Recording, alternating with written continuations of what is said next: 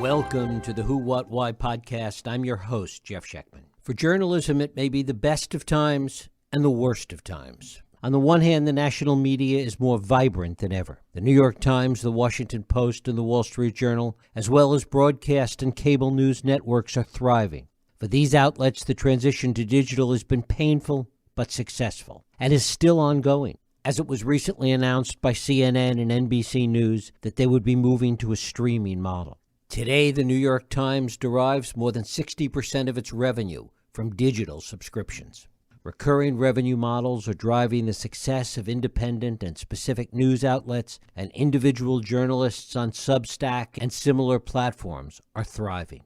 While romantics rap quixotic about the 23 newspapers that once were available in New York, websites and Twitter have now subsumed that, and new sites start up regularly with lower barriers to entry and what some argue is a greater democratization of information. For local news, however, the story is different.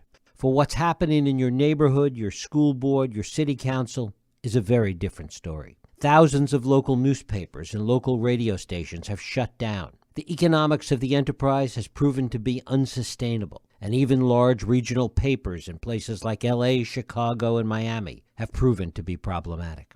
And while many of the best of these papers have been stripped and plundered by hedge funds, let's also remember that many were acquired by the hedge funds out of bankruptcy.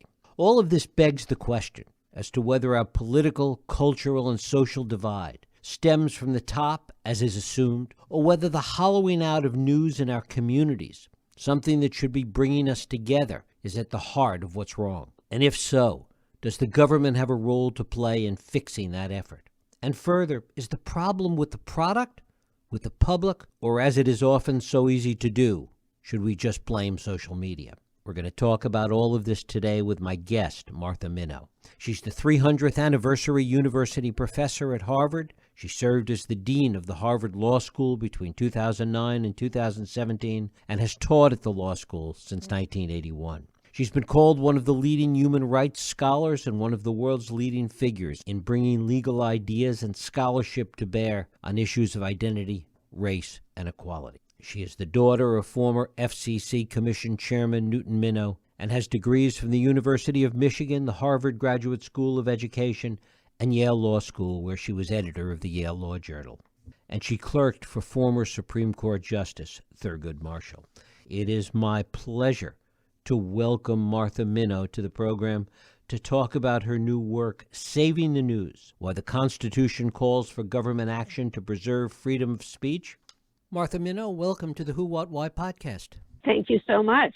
When we look at the news today, when we look at the state of journalism today, in your view, where is the biggest problem that we face? I do think you put your finger on the crisis in local news. That's a major problem. And then I think we have a combination of the assault on the business model of the news industry that has come largely from the internet. It's not just social media, it's Craigslist, it's all different ways that advertising is sold, and it's also the cultivation of an attitude among all of us that we get whatever we want on in terms of information free instead of paying for it, so that attacks the subscription model.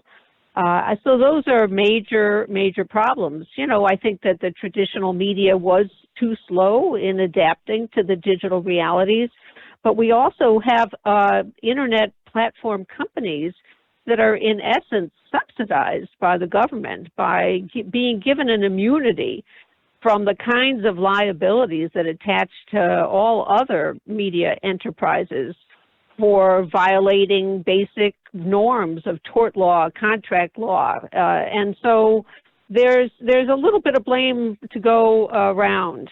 Isn't that blame, though, kind of tinkering around the edges? Because when we talk about business models, and I'm not talking about local news, we'll get to that in a minute, but when we're talking about the larger framework, these companies have constantly adapted to the changing landscape. I mean, advertising revenue did go away from news. I mean, even from institutions like the Washington Post and the New York Times. But those companies over time were able to pivot and are now relying on subscription models. And we're seeing that even individual journalists are able to make a living, and some of them quite well, off subscription models just on newsletters.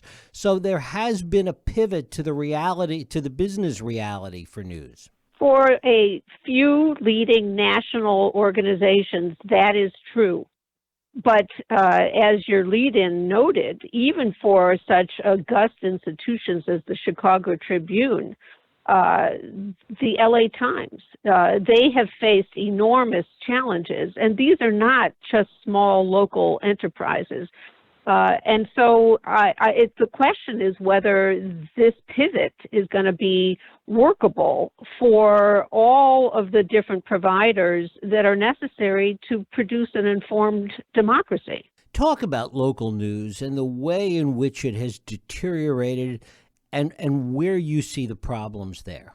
You know, the Pew Charitable Research Organizations came up with the phrase news desert, which sadly describes now thousands of communities across the country where there's literally no one who is reporting on what is the local school board doing. Is there lead in the local water? Is there corruption by local officials? And that is because the local papers proved unsustainable, or they were purchased, whether out of bankruptcy or not, by either chain organizations or by private equity organizations that proceeded to plunder them and shrink the staffs so that they really have become almost non-existent, and in many communities, literally non-existent. This is a major crisis, and while you can go online to get national news, you can maybe go online even to find out where you can get a COVID vaccination.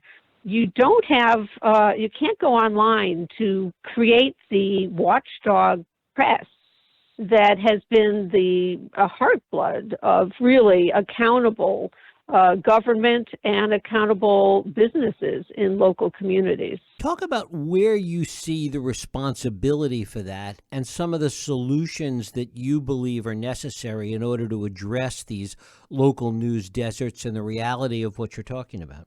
You know, I'm a fan of private enterprise, and I have no beef with investors from outside of a community if they buy a paper, but if they strip it of all of its content until no one will subscribe to it, which is happening in many communities, I think that that is a really irresponsible behavior. It is, however, a reflection of the expectations that many have of double-digit returns on investment. You know, many of the papers that have gone under were in the black. They were not running deficits, but they weren't running the kind of return that many people in the investment world demand and expect. You know, another problem is that I think readers, consumers, they have lost the willingness, in some places the ability to pay for subscriptions. And local advertisers have migrated to other forums. So the traditional mechanisms for funding local news have been one by one decimated. What are the possible avenues? I think that there are many. I think there are many things that can be done. I don't think there's going to be a magic bullet. I don't think there's one size fits all. But I'm very intrigued to see that the Internal Revenue Service allowed the Salt Lake Tribune to turn into a nonprofit organization in 2019. And that means that it can receive donations, and it can, those donations are tax deductible to the individuals who make the donations.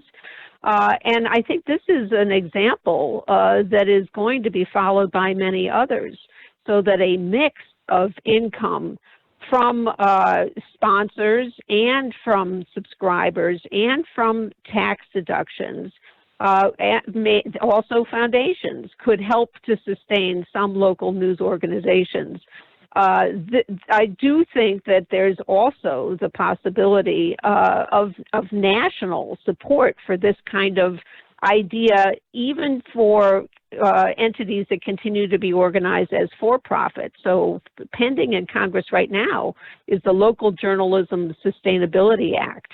And this bill that has bipartisan support would give people the ability to deduct the expense of a subscription to local news as well as donations to local news. And it would also grant a relief to the news organizations from payroll tax when they hire journalists. And it would further allow businesses to deduct the expense of advertising in local news. And the real virtue of this kind of model is that the government is not deciding anything about what should be funded and what shouldn't be funded. It's the readers, it's the users, it's the local businesses, and I think that's why there's bipartisan support for it. In looking at local news, to what extent does it come down to the community and the community having the desire for this information and the community supporting the effort, either through contributions or subscriptions, or even in the business community's involvement, as in the Texas Tribune model? Well, of course, the demand and willingness to pay for a subscription or to give donations will make a huge difference. But many of the communities that we're talking about have been decimated by other causes that mean that there aren't local businesses. There's a divestment generally. Or people in the community are really struggling. During the pandemic, people lost jobs and had to give up expenses that weren't absolutely necessary. I do think that there is a need to cultivate a willingness to pay for receiving news, and as some of the national organizations found they had to do. But it's going to be a mix of cultivating those kinds of audiences and willingness to support, and getting some help, including help from the government, like with tax deductibility. Has the fact that the national media has moved towards this subscription model, that the idea that everything would be free, which is where it all started. I mean, the music business went through a similar kind of crisis. And the fact that people are now paying for national news, is that setting the stage in a way that is going to trickle down to help local journalism? I do think that there's some lessons to learn there. You know, when Napster and other sharing sites seem to be destroying the music industry, iTunes came up with a model that was affordable for people, and it's been sustainable. I think that there's a lot to learn there, and I think that there may well also be ways that local outlets can share the back office, these fundraising efforts, and not have to one by one replicate these techniques, and yet still have the content development be done at a local level. One of the other things that's changed with respect to local news is that local radio for a long time played a significant role in getting information to local communities. That's changed and disappeared as well. Quite true. And again, there's been this aggregation by some entities, by some chains, some organizations, and that has, in many communities, meant that there really is only one option, and it typically has a particular political point of view. There is the counter trend of micro journalism because the barriers to entry are lower, so people can have a blog that can cover what's going on their block. What's needed is a way to actually get some of those stories into the hands of distributors that go beyond the local neighborhood, because those stories can add up to a big story that has significance in the region or even in the nation.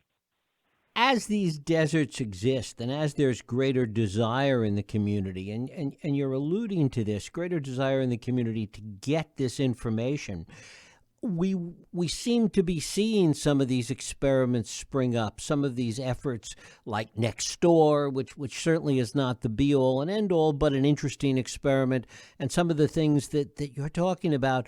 And the marketplace is driving some experimentation that seems to be helpful in these areas. That's true. And some of it is really taking the place of a community bulletin board. But that can be a hook or a basis for building reporting. You know, in some real respect, it's the journalism industry or the journalism profession, if you want to call it that, that has been suffering the most. The losses of employment for people who are journalists. That's been dramatic. And those who are stepping up often get no or very little pay for what they're doing, and that's not sustainable. So that's why we do need to develop some multiple sources of income, and that includes public financing, that includes philanthropic financing. What about this idea of citizen journalism that gets talked about so much as an answer to what you're saying? Well, you know, there's a lot to commend. You know, the fact that people have a cell phone and can take a photograph can help with law enforcement. It can help with celebrating local events, and similarly to blog. The problem is that really does show the strengths and the drawbacks of the lowering of barriers that the internet represents. So the good news is there's no intermediary deciding who is or is not a citizen journalism. The bad news is there's no intermediary deciding who is or who is not. And as a result, you can have a wildfire spread of misinformation, disinformation, libelous information, and that's not good. How do we deal with that within the framework and the experimentation, bold and persistent though it may be, that we're seeing? How do we address that part of it? Well, it's hard, but I do think there's lessons to be learned from earlier eras. So there was a period in the 19th century when journalism was really caught up with rumors and maybe disinformation too, and yellow journalism was one name given to it. And one of the critical responses was the development of a professional identity and ethos among journalists who developed codes of conduct, voluntary codes of conduct, that really, to this day, represent the gold standard for reporting. Are there two sources for a story? Is there a conflict of interest in someone who's claiming to be a source? And protecting the identity of sources. Those are all voluntary standards that help to professionalize journalism. It may be time now to do something similar for the online, whether it's the citizen journalist or the blogger. Voluntary would be better than government regulation, but you can imagine that the kinds of benefits that the government gives, whether it's nonprofit status, that allows donations, or it's something like the immunity of Section 230 of the Communications Decency Act that shields the internet service operators and the social media from liabilities that attach to the Washington Post. Well, those kinds of benefits could be conditioned on the development and compliance with voluntary codes of conduct. Where, if anywhere, in your view, is pushback to any of this? Who benefits from news deserts, from lack of information, from misinformation, particularly in the local arena we've been talking about? Well, sad to say, corruption benefits, whether it's on the part of government officials or private companies. Pollution benefits. You know, I was so struck to learn that when Flint, Michigan, it was identified as a place with lead in the water, the individuals who blew the whistle have reported since that there are other communities with similarly dangerous levels of lead in the water, but they lack the local news. They lack the reporting. So who's benefiting? Sadly, it's bad forces of environmental danger. You know, in Ferguson, Missouri, where Michael Brown suffered terrible, deadly violence at the hand of the police, when the Department of Justice did an investigation and explored how the local courts relied on more and more fines and fees on the backs of poor people to finance them. One of the things that emerged was that there was no local news. There was no local cable, no local radio, no local journalism that could monitor that kind of behavior. Is this an area, though, where social media, for example, is a benefit? I mean, we saw, for example, and perhaps the penultimate example of late, is the George Floyd video, which went on social media, went viral, and changed the world.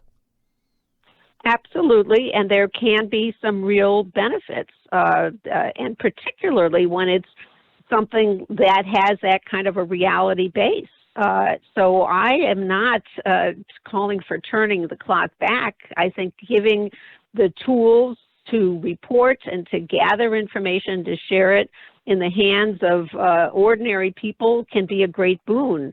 But the loss of any kind of intermediary to judge, was this a doctored video? Was it a real fake? As opposed to was it real? That's a real problem, and it's led to the kind of disinformation and the kind of, galloping distrust. At the moment, most trusted in America when it comes to news are local media and public media. And I worry that there's going to be more and more and more people who just say, well, I don't believe anything that I read or hear, because it could all be made up. Isn't there an inherent contradiction in that, and to your point, in that national media, which is the most mediated, the most examined before it goes out into the public realm, is not, maybe not the least trusted, but not trusted as much? What does that tell us? Well, I think that reflects the polarization and politicization of the national media. So you have some national outlets, Fox News comes to mind, that are so clearly committed to a particular political point of view, and that's contributed to the polarization of the country. But social media in its architecture has as well. So because the ad market it benefits by dividing us ever more and more into sub-communities, you get your news feed similarly organized based on views about who you are, which means when you call up your information, you get something different than I get. So we're not seeing the same stories. We're not seeing the same news. Well, talk about that, and what, if anything, in your view, should address that? Well, I think that there are some real obligations on the part of these newly powerful entities to actually protect consumers from manipulation. There are consumer protection laws on the books that are not enforced. There are fraud laws that are not enforced, and those laws could be amplified and strengthened. I also think that there would be markets, there would be an interest people would have in knowing what is the architecture, what is leading to what I see and what I don't see. Can I turn off auto scroll that takes me or my teenager ever deeper into worlds that are not good? What can I do to actually be more responsive and responsible in my use of social media? Some people have proposed, and I think this is interesting, an obligation of the big social media platforms to share their API, their technical digital details, to allow the development of a new industry that would allow you and me and all of us to purchase or support curators who reflect our values rather than being ourselves the product of the social media. I think that's an interesting idea too. I think at a minimum, there should be options that the social media platforms provide for all of us that we can say, no, I would like actually not to have my past viewing patterns dictate what I see now. I'd like to see a selection of goods. I'd like to see a selection of materials. I'd like to not have changing priorities so that I never get to see, my aunt's posts anymore because someone thought I wouldn't want to see them. From a political perspective, though, one wonders if they would be any different because the algorithms do reflect, exactly as you're saying, the algorithms reflect what you have looked at in the past, the things that have interested you in the past. If you had more of a hand in the curation of what you were seeing, one could argue that, in fact, it would be no different because the algorithm is doing the curating as opposed to somebody else doing the curating for you. Well, it's interesting. When asked, a lot of people say they wish they saw more variation and rather than just a replication of what they've seen in the past. And it's technologically not that hard. A group of undergraduates at University of Chicago for a project came up with a tool that allows people to see the flip side of what it is that they're currently seeing. There are wonderful tools that allow for the reading of the content and can code it and help you see, well, what's a different point of view or a different take or news about a different part of the world. So if we had more control about that ourselves, I think we would see many, many people interested and learning from what others are seeing. What about signing up to see what a friend of yours is seeing or what someone you disagree with is seeing? Yeah, I wonder if we say that more than we really mean that. That's, of course, the key question in that. What in the current landscape, Martha, gives you some hope for all these areas we've been talking about? Well, I am hopeful that many people are talking about it, that there is legislation that has been introduced, that the IRS did allow a paper to turn into nonprofit status, and that there are groups getting together to support the development of new nonprofit models for news. I'm interested also to see how many students, whether in high school or college, are concerned about this and want to either become journalists or citizen journalists or to participate in developing solutions. I think that there's even wonderful developments in public interest-oriented computer engineers who are concerned about what's happening to democracy when it's only the ads that are driving the shapes of the technology. So I do think that there's some promising developments. Martha Minow, her book is Saving the News, Why the Constitution Calls for Government Action to Preserve Freedom of Speech. Martha, I thank you so much for spending time with us today here on the Who, What, Why podcast. Thank you. Wonderful questions. Thanks for what you do. Thank you. And thank you for listening and joining us here on the Who, What, Why podcast. I hope you join us next week for another Who, What, Why podcast. I'm Jeff Sheckman. If you like this podcast, please feel free to share and help others find it by rating and reviewing it on iTunes. You can also support this podcast and all the work we do by going to whowhatwhy.org/donate.